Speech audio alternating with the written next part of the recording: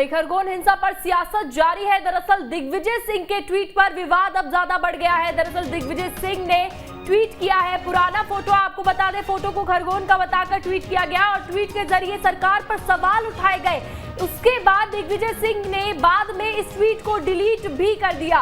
ये वही ट्वीट है जिसको अब डिलीट कर दिया गया है। इसको खरगोन में जो हिंसा चल रही है उसका बताकर ट्वीट किया गया और ऐसे में कहा जा रहा है कि ये फोटो काफी ज्यादा पुराना है, लेकिन फोटो को खरगोन का बताकर ये ट्वीट किया गया। ट्वीट के जरिए सरकार पर कई तरह के सवाल उठाए गए हैं। ऐसे में दिग्विजय सिंह ने बाद में इस ट्वीट को डिलीट भी कर दिया। सवाल कई खड़े हो रहे हैं कि एक के बाद एक सियासत इस पर बढ़ रही है, इस पूरी खरगोन हिंसा पर सियासत लगातार बढ़ रही है और ऐसे में अगर ये ट्वीट किया गया तो ट्वीट को डिलीट क्यों कर दिया गया। तो दिग्विजय सिंह ने बाद में इस ट्वीट को डिलीट कर दिया। ये जो ट्वीट आप देख रहे हैं, दरअसल उन्होंने ट्वीट करते हुए सरकार पर कई तरह के सवाल खड़े किए हैं। नितेंद्र हमारे सहयोगी ज्यादा जानकारी के लिए जुड़ गए हैं। नितेंद्र, देखिए सियासत कितनी जोर से चल रही है खरगोन हिंसा पर साफ तौर पर देखी जा सकती है। एक के बाद एक बयान सामने आ रहे हैं और अब ये ट्वीट का मसला, पहले ट्वीट किया गया उसके बाद ट्वीट को डिलीट कर दिया गया, तो क्या कुछ आपको लग रहा है किस वजह से इस ट्वीट को डिलीट किया गया है? देखिए, दिग्विजय सिंह जी बहुत सीनियर लीडर हैं और ऐसे समय पे जब खरगोन में अभी सांप्रदायिक तनाव का माहौल खत्म नहीं हुआ है, अभी भी कल रात को भी जो है कुछ जगह हिंसा की घटनाएं हुई, ऐसे में नेताओं को बहुत सोच समझकर कोई भी चीज बोलना चाहिए या कोई चीज ट्वीट करना चाहिए। तो उन्होंने तो बिहार के मुजफ्फरपुर के मोहम्मदपुर के एक दरगाह का फोटो जो है वो जारी कर दिया कि खरगोन में जो है वो हथियार लेकर लोग रामनवमी के जुलूस में गए थे। तो स्वाभाविक रूप से इसको देखा जाए तो इससे नेताओं की विश्वसनीयता प्रभावित होती है और इस तरह की जो घटनाएं हैं उनसे हिंसा जो है वो भड़कने की संभावना बनी रहती है। तो ऐसे में उन्होंने जो है वो ट्वीट डिलीट कर दिया, ये एक अच्छी बात है, लेकिन कोशिश ये करना चाहिए नेताओं को कि ऐसे मामलों में, खासकर सांप्रदायिक तनाव के मामलों में, बहुत सोच समझकर अपने बयान दें या बहुत सोच समझकर सोशल मीडिया पे कोई पोस्ट करें।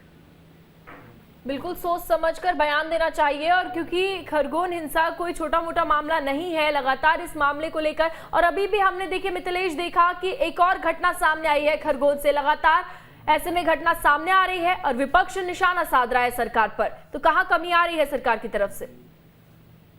देखिए, जहां तक सरकार की अगर हम बात करें तो जैसे ही ये कार्रवाई जो है वो हिंसा की घटना हुई थी उसके बाद जो कार्रवाई शुरू करी सरकार ने, तो कल जो है करीब 45 दुकान या जो भी दंगाई थे उनकी संपत्ति को नष्ट करने की कार्रवाई शुरू करी है। जो मध्य प्रदेश ने एक लोक संपत्ति निवारण विधेयक जो है वो जो प्रावधान कानून लागू कराए, उसके तहत एक रिटायर्ड जज की नियुक्ति हो रही है कि जिन लोगों की संपत्ति को नुकसान पहुंचा है उसकी जो है वसूली की जाए।